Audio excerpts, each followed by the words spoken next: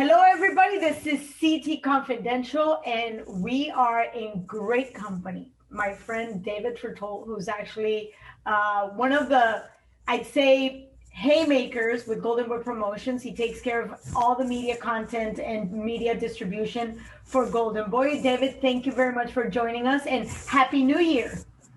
Happy New Year to you, and thank you so much for making me a guest of your fantastic show today. I really appreciate it. Thank you. It's absolutely my pleasure, especially because I've seen the growth and development for Golden Boy, not just as a promotional company, but as content producer. And we have to talk about the different platforms that we work with now. And one of the first, I want to say, big companies in boxing that decided to do Facebook as part of their distribution was Golden Boy. So I want to know how effective was that for you?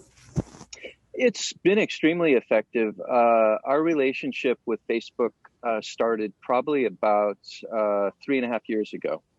And we were working very closely with them as they were launching their Facebook Watch platform, which is their TV license platform where they are paying for product.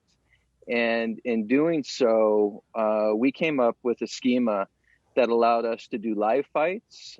We've done several live fights in LA, also in Mexico. We did a lot of stuff in Mexico with them. And then another cornerstone of our deal with Facebook Watch is our original programming piece. So we produce a lot of original programming for Facebook. And it's just been a tremendous partnership. We enacted a really rigorous pandemic strategy. Once the pandemic hit, especially geared towards the Facebook audience. So we dug very deeply into our library, and we began mining through many of the classic fights and cutting them down into small features, knockouts, and different things like that. And that strategy took place right at about the end of March. And by the end of 2020, just off that strategy alone, and we're talking, we're releasing 50 to 75 videos a week on our Facebook Watch platform. From that, we ended up generating 1 billion views from March through the end of December of this year. It was a huge milestone for us. Fantastic. Which leads me to the next question. Besides having the library and now producing shoulder content, you have new talent coming up. So how are you going to use this type of programming, the shoulder content, what goes around boxing, the 24 hours, your all access, whatever you want to call, just to get to know that talent? How are you going to work that in 2021? Well, one of the things that we did when we had our partnership with ESPN, which we were a very big part of for, those nice 2 years that we did that. And I think we did 48 live shows during that time.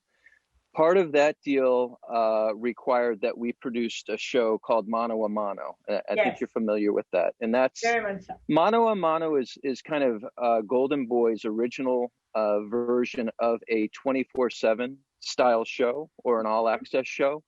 But we kind of really go at it from the fighter's point of view, and we don't do a lot of the hoopla within it. It's very, very straightforward, geared towards the hardcore boxing fan that really wants to get the inside story on these fighters, the trainers, the preparation. So with that concept, it was originally formatted as a 30-minute broadcast television show, basically 24 minutes with breaks that were put into it.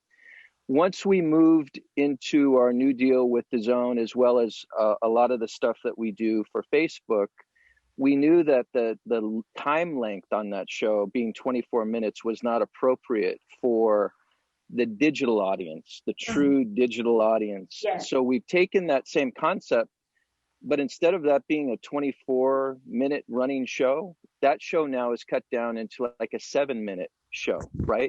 7 minutes. And it gets the essence of everything that those fighters are going through. So we use that's one mechanism that we use to kind of promote our young talent.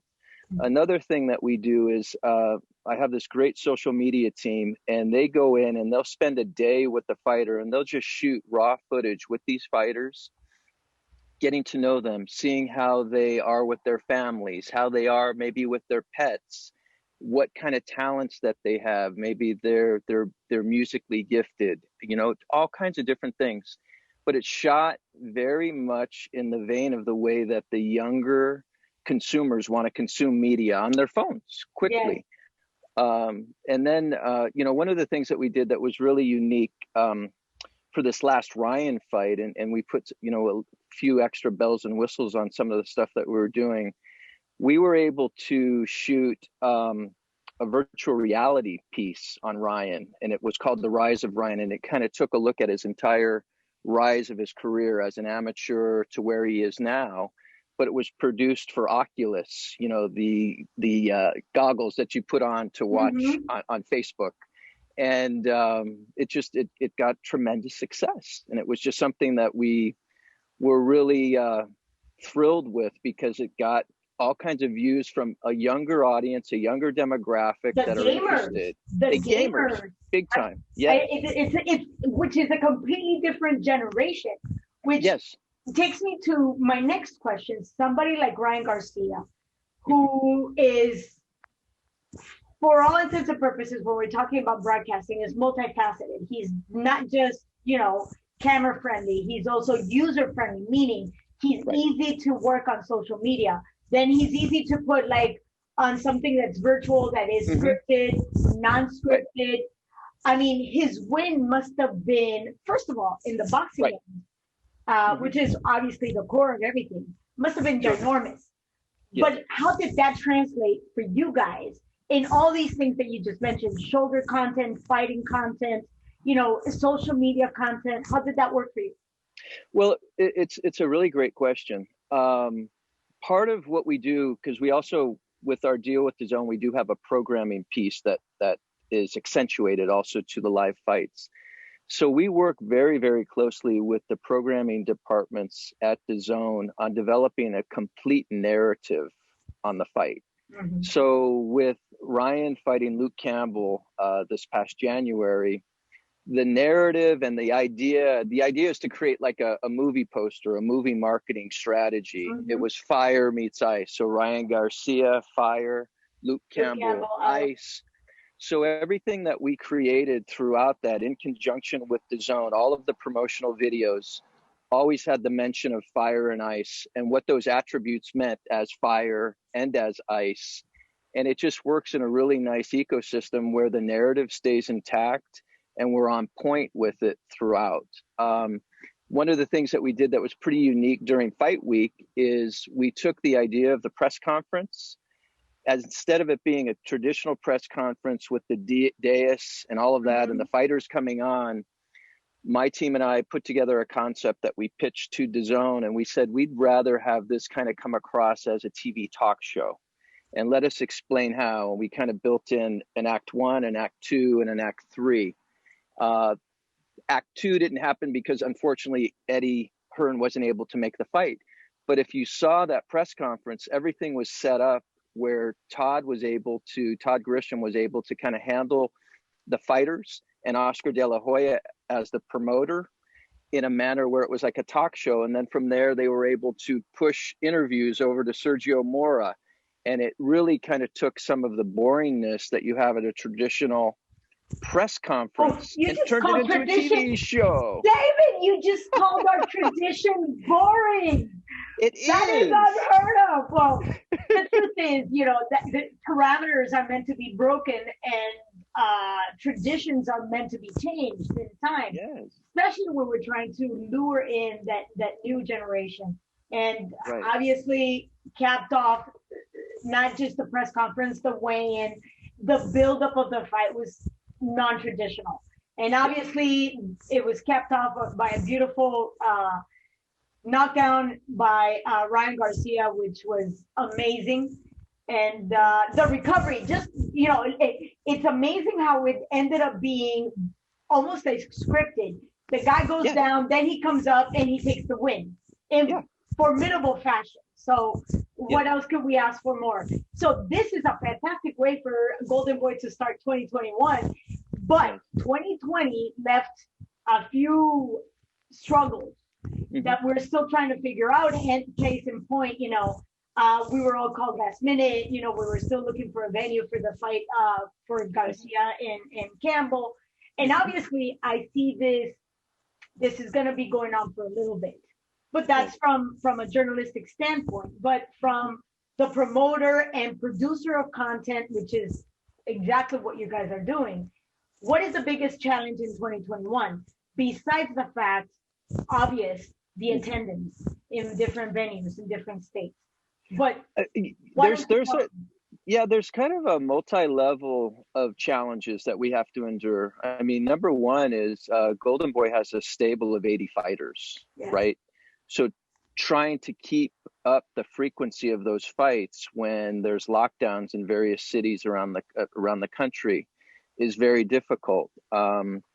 So that's one thing. So how do we keep our fighters busy? That's something that we're working on, and we're working on a strategy that may unlock some potential to have some additional fights for our prospects and our contenders. It's something that we're very, very conscientious of. Number two is just the health and safety of our fighters, our fans, all of the personnel and the people who work on these events to bring them together. There have been tremendous efforts by the team internally at Golden Boy to ensure that we adhere to the most stringent protocols out there that guarantee that if there is a COVID issue, it's handled immediately. Knock on wood, we have not had very many positive tests at any of the events that we've done. And if there were any, they were handled in a very, very quick fashion, and we were able to move on. The other part too is there is a side benefit that we have gleaned, and that kind of is showcased in the billion views that we got. People are not able to go out and entertain themselves, so we have to take the good with the bad. And the good is that we're able to kind of get our fans more familiar with the brand if they're not aware of it, or if it's something new for them, and generating new fans and just new audiences overall. So we're kind of in the middle of, how do we strike the balance with where we are with the COVID situation, but there's a lot of opportunity to get good media out there, get good content out there, and attract a new fan base. And the one thing that we have to appreciate is the commitment on every single party involved, meaning Golden Boy as a promoter, the fighters is, doing their due diligence, staying safe, following protocols. And the zone is committed to putting as many dates as possible. How is that deal with Golden Boy coming along? The deal with Golden Boys and DAZN, the new path to the new deal, with Canelo kind of going into free agency, and we wish him all the great success and luck of in the world with that. Possibly, we will promote one of his fights in his free agency space. But with that, we had to also kind of shift our deal with DAZN. We're focused on a really top level list of fighters that will headline a lot of these fights in the main event category. We're looking to do, several fights throughout the year with them, live fights in top cities, once the pandemic kind of allows us to kind of explore maybe outside. I mean, we did really well in Dallas. We have a lot of other ideas on the table, but the pandemic right now has gotten a little bit worse. So we're kind of conscientious of that. So on the live fights side, we're in really great shape with DAZN. We're tracking real well with them on a very salient strategy throughout the year with the way that we're going to pace our top fighters. And then the other part of our deal with DAZN is original programming. So we do a lot of original programming for DAZN, things like The Rise of Ryan, The Day in the Life, the Mano a Mano. We do breakdowns with Oscar De La Hoya and Mario Lopez. We have a Spanish show that we do that our good friend Luis produces for us. It's just, there's a tremendous amount of programming that we do with them, but we're on every step of the way. we're collaborating with them. And I think that extra piece, by having the programming piece, allows us to get a little bit closer in achieving all of our goals, because like I said, it starts with that narrative, and we kind of stick through that narrative fight to fight. And so far, all of that has worked out really well for us. Well, you've definitely put in a lot of time and a lot of thought. And I would literally miss out if people did not know what kind of background you have, because it's very easy to sit here and talk about it, but this comes with many years of experience. So rather than me trying to ramble through everything that you've done, Sure. why don't you just give all our viewers a quick run through of how you ended up in Golden Boy? Because boxing is not your background. No, it's actually it's a great story. So my whole career has been entertainment focused. Mm. I started my career at Sony Pictures Television. I moved on to Warner Brothers. Then I moved on to 20th Century Fox, where I was senior VP of marketing for about 10 years. And then from there, I moved into a division at iHeartMedia. It was a small division that they were starting up called Clear TV. Mm. And Clear TV was going out, and we were acquiring rights to programming from programmers all over the world. We had, at the time, we had over 250 programming partnerships, and we were using that content to build out television networks inside airports around the world. And then we were also feeding our radio station websites with that content. So they had extra content, and it ranged from sports. Go ahead. So this is just to put things in context, because people do not know that this is before everything was digitized. This is before we had StreamYard, we had Anchor. Yes. This is almost 15 years ago. Yeah, well, 10, 11 years ago, yes. Right? And so we were acquiring content with all kinds of partners, and we had an opportunity to meet with Golden Boy. So we brought Oscar De La Hoya into our offices in Burbank. He brought a couple of his people in, and we did this tremendous pitch about how we would like to utilize his library, give them a lot of extra exposure when they're doing big fights on our television networks and also on our radio station websites. He loved it all. It was a very good presentation. I must say, my team and I did a very good presentation. And we started going down the track of doing a deal with Oscar De La Hoya, to bring the content into Clear TV and iHeart. And midway through, I got a call and said, well, we love the deal, but why don't you do it for us internally over here? Why don't we figure out a way for you to create a division for us over here? And that's the way the story panned out. And it took me several months to get out of my existing deal, but it was all amicable. And I started the media and entertainment division for Oscar, in 2015. So about 6 years now. Yes. And the reason why I bring this up is because for those that might not know, they think that Golden Boy Promotions just started up and everything was hunky-dory and there was no innovation. They're just a promoter. But the truth of the matter is, you move like I want to say like an octopus. But rather than 8 tentacles, it has like 16 tentacles. You guys are all over the place. You guys are not just promoting the event. You guys are taking care of the library, using other stories to promote the library, using other stories to promote the fighters. And for somebody that doesn't come back from understand the boxing background, this could be overwhelming.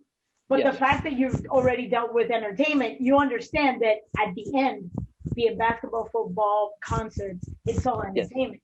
It's all entertainment. We're in show business. Yes. Now, the thing that's awesome about the whole situation is my family always loved boxing, right? So we would always buy the big pay-per-views growing up. We would always watch the Olympic boxing.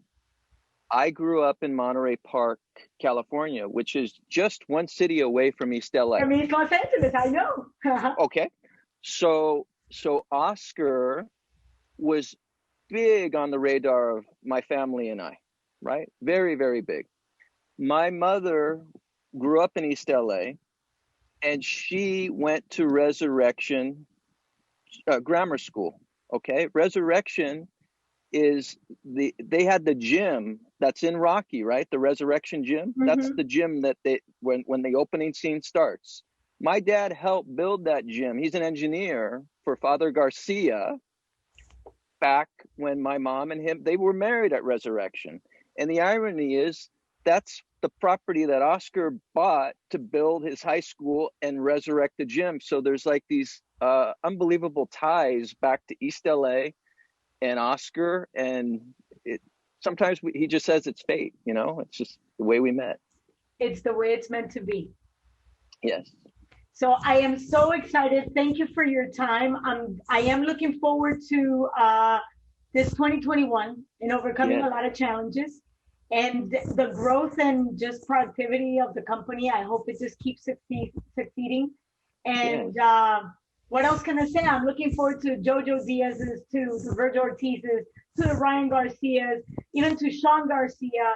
I mean, I'm looking forward to all this talent to be honed and just move forward and see it grow, just like the company once did. Yeah. Well, thank you so much. We love all of the great work that you do, and we look forward to seeing you in 2021 at all of these events. I hope so. Hey, you should include me in the mano a mano. I will. Yeah, I would love to. We're doing a mano for JoJo. If you want to be in that, I would love to interview you for that. We're going to start the interviews next week. Oh, come in. I will mark you down, and we will get you situated for that. We're starting next week. Fantastic. Yes. I got it on video. Yes. You do? Oh, no, it's done. It's a done deal. Done deal. Fantastic. Okay. So just know that I'm very appreciative. I think it's fascinating what you guys have done. Kudos to all the effort that you guys did in 2020. And I am absolutely sure that 2021 is just going to be all success and more growth. So in the meantime, thank you, David, for your time. Best of luck, much health. My prayers and my thoughts are always with you and your family. You have a beautiful family. Thank you so much. And I'll see you soon. Thank you so much. Great seeing you. Bye. Bye-bye.